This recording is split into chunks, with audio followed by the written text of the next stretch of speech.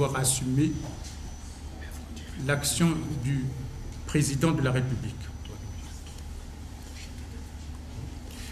Hugues Ngwelondele déplore que le fonctionnement de son parti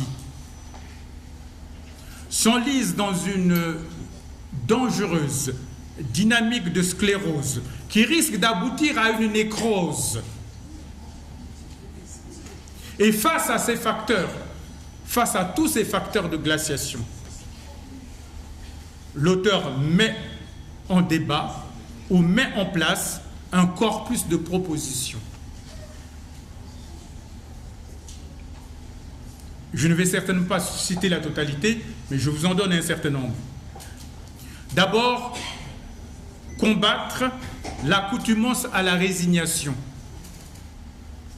Combattre l'accoutumance à la résignation qui est une forme pernicieuse de résistance au changement.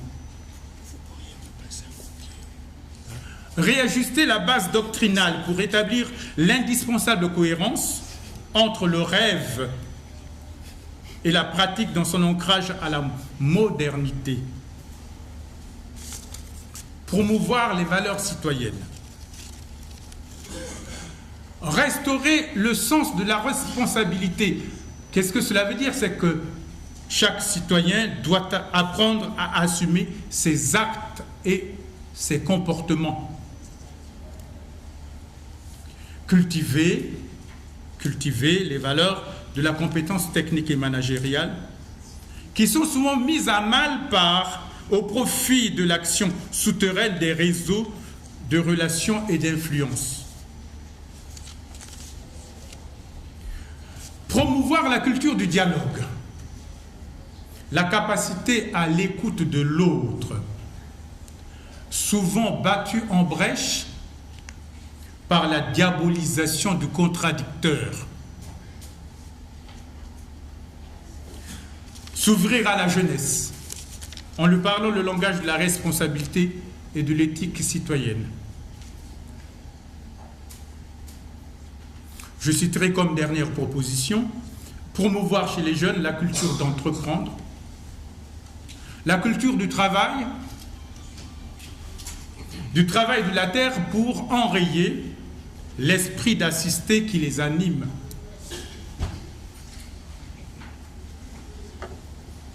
Mesdames et messieurs, le livre de Hugues Ngwelondele n'est pas un traité de sciences politiques. Il ne se veut pas en volée spéculative sur les problèmes de la cité. Il ne s'agit pas de ça. C'est tout simplement une étude de cas. Une étude de cas avec ce que cette option comporte d'ancrage pragmatique dans l'analyse du réel et dans l'urgence du changement à entreprendre ici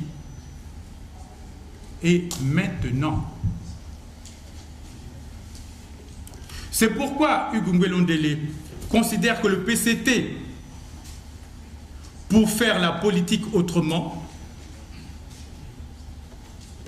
devrait s'atteler à la mise en œuvre de 12 mesures urgentes qu'il énumère, si vous avez le livre, qu'il énumère à la page 87 de son livre.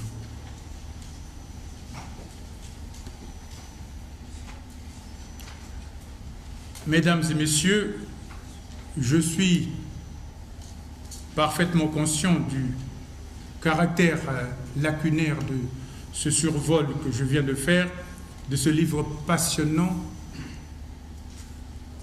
et stimulant, aussi par son caractère un peu iconoclaste. Je suis persuadé que c'est avec fruit que vous lirez ce livre, dans sa volonté d'aggiornamento de l'agir politique, dont sa volonté d'aggiornamento de l'agir politique dépasse du reste, comme a dit Fumo tout à l'heure, les frontières du PCT. Mais les dirigeants et les militants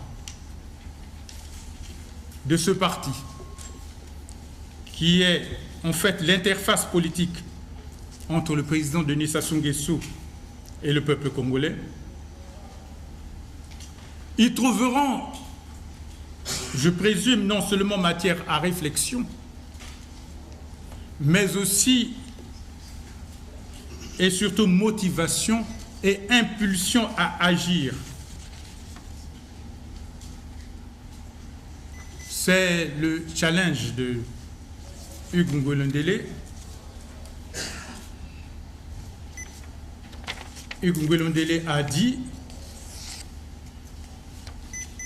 à vous de réagir,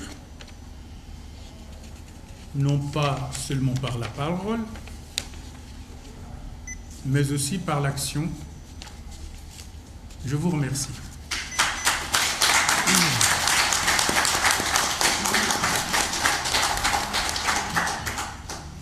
Le professeur Bokiba avait droit à 20 minutes. Il a dépassé de quelques minutes. De combien? Mais comme vous le savez, on n'arrête pas Voltaire.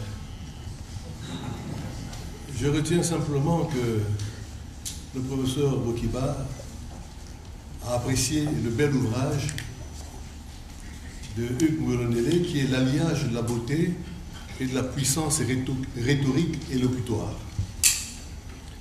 Et dans le magma de son propos, riche au demeurant, je retiens une seule chose, c'est que la démarche de Hugues Ngolondele a été déterminée par le dépit d'un militant qui voit ses idéaux bradés sur l'autel d'un clientélisme désuet et dégradant.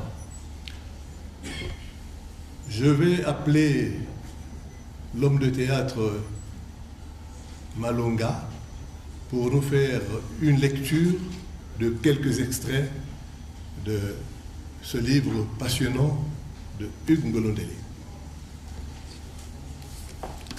Merci.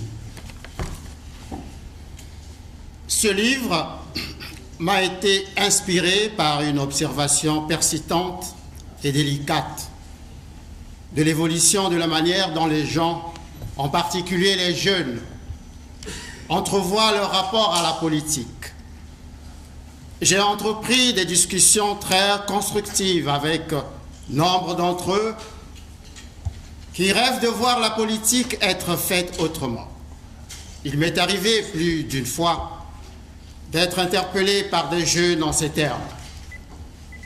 Oui au président Denis Sassou Nguesso, oui à tel ou tel autre cadre, mais non au PCT. Le PCT d'hier n'est pas celui d'aujourd'hui, et celui d'aujourd'hui ne sera peut-être pas celui de demain. Or, pour l'heure, l'actuel dénominateur commun de tous ces PCTistes est le président Denis Sassou Nguesso. Qu'apportons-nous aujourd'hui, nous qui siégeons dans les instances supérieures du PCT, à cette personne qui est notre valeur commune, l'élément référentiel de chacune des générations auxquelles nous appartenons?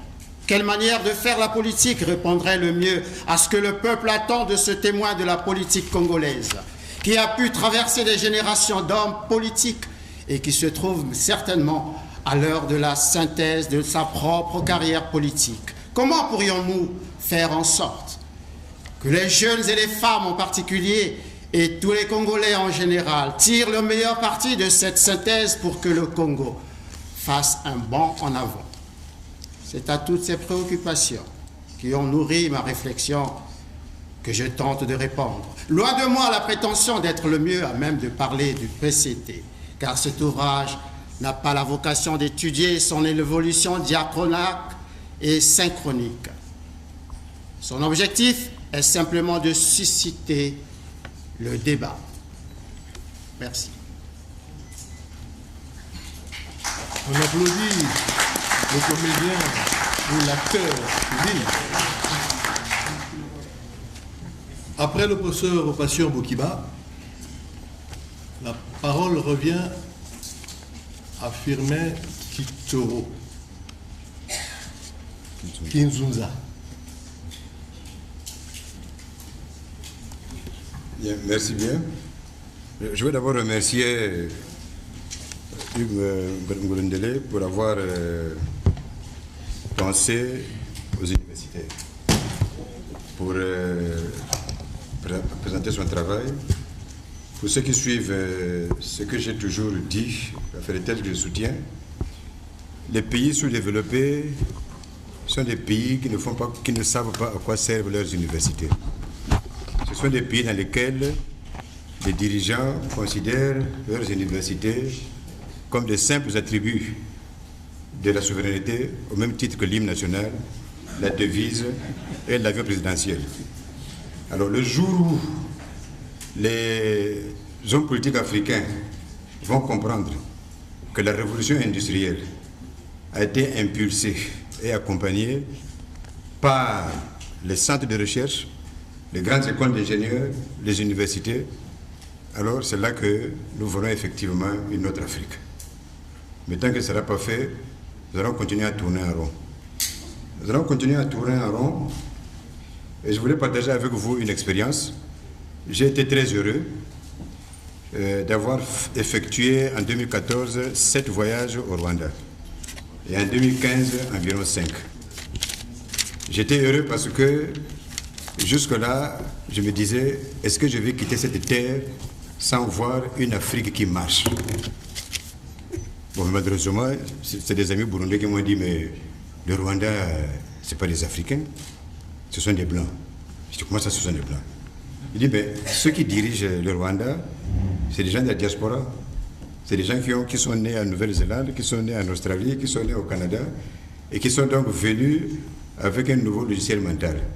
Un peu comme les Bous qui étaient arrivés en Afrique du Sud, qui ont trouvé les parents de Mandela dans un certain état, et qui ne sont pas adaptés à cet état-là, mais ils ont relevé le niveau des parents de Mandela jusqu'à atteindre le niveau qu'ils avaient laissé dans leur pays d'origine. Et en 2003, quand Kagame arrive au pouvoir en tant que président de la République, il effectue un voyage à Singapour. Il rencontre Lee Kuan Yew, le père du maire de Singapour, 1958-1990. Et celui-ci lui dit deux choses. La première chose, il lui dit, est-ce que vous avez bien compris que, en disant que vous voulez que votre pays se développe, c'est une déclaration de guerre? Parce que si vous vous développez, ça veut dire que vous n'allez plus importer ce que vous consommez avant, vous allez produire sur place. Donc vous allez créer le chômage chez ceux chez qui vous achetez tous ces biens et services. Et deuxièmement, quand vous allez aussi exporter, ça veut dire aussi que vous allez compétir avec les mêmes. Donc ça veut dire que vous êtes en guerre économique.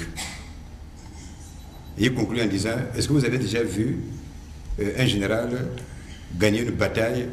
Alors je vois que le général Damera lève la tête. Vous avez déjà vu un général qui gagne une bataille avec une armée indisciplinée? C'est pas possible. Votre armée, c'est votre peuple. Il faut commencer par discipliner votre peuple. Et là, je réponds à la préoccupation de Ngolendele qui dit, mais nous avons assaini Madougoutsekle et voilà que les gens continuent encore à jeter les ordures dans cette rivière. Il faut les discipliner. Alors qu'est-ce que Kagame a fait? Il n'a pas fait ce que nous faisons là. C'est-à-dire qu'il y a Averda, les gens ramassent les trucs et tout, on met dans les poubelles et puis c'est fini, pendant que le Congolais continue à jeter les choses par terre. Il a dit, bon, Rwandais, il y a les poubelles maintenant. À partir d'aujourd'hui, celui qui jette encore les papiers par terre, il va passer 3 jours en prison, il va payer une amende. Et parce qu'en 2003, quand il arrive au pouvoir, sa première mesure, c'est d'agrandir la prison centrale de Kigali. Il y a maintenant 4000 places. 4000 places. Et c'est ça qui a fait que maintenant, le Rwandais est discipliné. Ensuite, il lui a dit, tu sais, ne passe pas ton temps à traquer les opposants. Il faut que tu aies des résultats économiques et sociaux et tu verras que le peuple ne va plus suivre les opposants, le peuple te suivra. Mais c'est ce qu'il a fait aussi. C'est ce qu'il a fait. Et puis, lui a dit, mais et tu as une administration. C'est de l'administration avec ton université qui vont constituer tes deux jambes.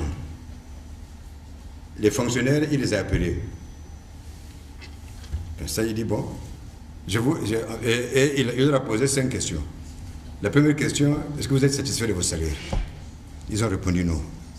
Bon, comme chez nous, en comparant leur salaire avec, avec le niveau de ceux du privé, et en comparant ça, les salaires aussi au cours de la vie.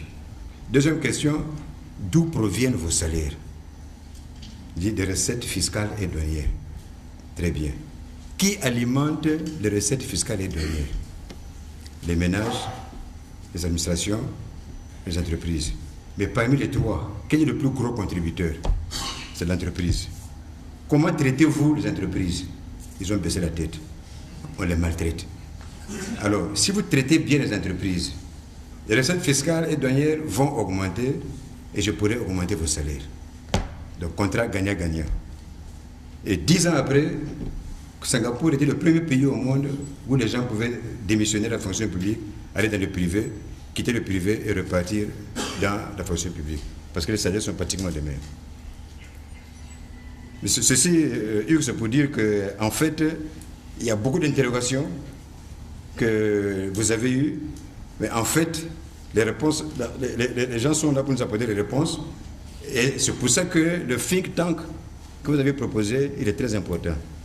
C'est le think tank qui va nous dire, bon, nous avons tel problème, comment ça a été résolu ailleurs, au lieu de réinventer la roue. Et c'est là que, en faisant confiance aux universitaires, aux chercheurs, vous allez voir qu'on va avancer très vite. Moi, ce qui me fait mal, c'est toujours de voir les gens qui tournent en rond, là. Parce qu'ils pensent que, bon, c'est nouveau. Et puis, ils ont inventé un concept que Hugues aussi a repris, les réalités du pays. Mais c'est quelle réalité? Vous avez des gens qui piquent des sous, ils ne sont pas mis en prison, c'est ça la réalité? Mais c'est ça la question de fond. Bon. C'est pas la réalité. Alors Kennedy a réglé le problème. Il a dit, on ne peut pas avancer avec des gens qui sont limités par les réalités. Nous avons besoin d'hommes et de femmes qui rêvent des choses qui n'ont jamais existé. Et ces hommes et ces femmes, on les appelle les leaders transformationnels. Ce n'est pas les gens qui s'adaptent à ce qui existe, ce n'est pas les gens qui gémissent. Mais si on vous en nomme quelque part, c'est pour résoudre le problème. Ce n'est pas pour le transférer à votre successeur ou encore pour gémir. Mais voilà la question de fond. On nomme des gens qui occupent des postes de responsabilité et qui passent leur temps à gémir. Bon, si vous ne pouvez pas, démissionnez. Mais pourquoi vous mettez là à gémir? Voilà encore une culture. Ce que Hugues aussi souligne, disons, dans son livre, les responsabilités. On n'a pas besoin de ça. On n'a pas besoin de ça. Vous ne pouvez pas. Mais soyez honnête. Dites que je m'en vais. Parce que je suis trop gentil. Bien. Mais, bon, quelque part, il a parlé du tribalisme. Bon, je n'aime pas le terme tribalisme. Je préfère le terme repli identitaire. Parce que si on dit tribalisme, bon, Bokiba est nommé ministre, et il prend comme Dirkab un certain Malonga en Brouasse. Le lendemain, c'est le village qui vient pour dire, mais c'est notre ministère. Mais Malonga, il fait quoi là? Bon, finalement, il va chercher quelqu'un de son coin. Mais est-ce qu'il est tribaliste? Il est victime du système.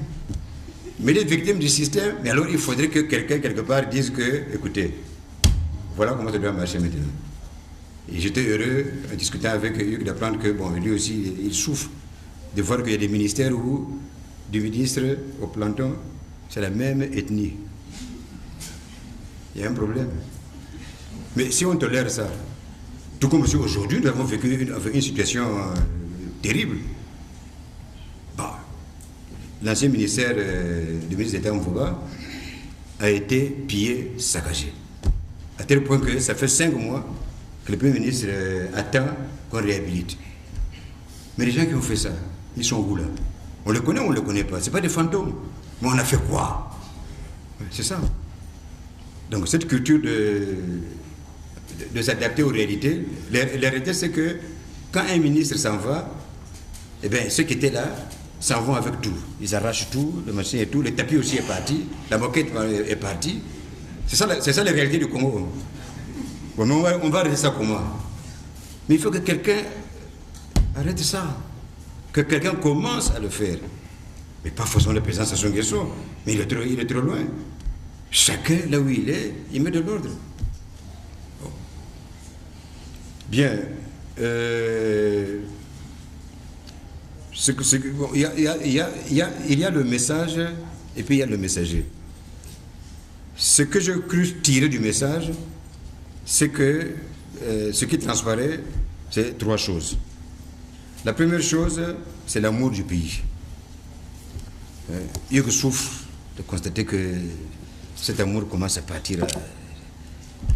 C'est pour ça qu'il a créé Pona Ekolo. Mais malheureusement, apparemment, quand il crée Pona Ekolo, on le convoque. Pour lui demander des comptes, mais il dit, mais enfin, il y a quelque chose qui ne va pas. Ouais. Mais quand il a été élu maire, le PCT ne l'a pas convoqué pour lui dire, à ce poste-là, voilà ce qu'on attend de toi pour que les populations soient effectivement avec nous. Mais c'est quand il a créé Pona Ekolo qu'on a convoqué. Le vivre ensemble, c'est ça aussi toujours son amour du pays, le Pona Ekolo et le vivre ensemble. Bien, et puis, ça lui fait mal de constater que le président Sassou a fait beaucoup de choses, mais malheureusement, ce n'est pas bien mis en exergue, et finalement, il risque de partir sans que cet héritage ne soit fructifié. Bon. Il a quand même eu 32 ans, il a quand même marqué le pays avec 32 ans et tout. Il n'y a pas que de mauvaises choses. Bon, c'est tout ça qui lui fait mal de constater que, en continuant avec le système actuel du PCT, tout ceci risque de se diluer. Et finalement, on ne verra même plus ce que l'homme a pu laisser au pays. Et puis le troisième, bon, ça va vous surprendre, puisque vous allez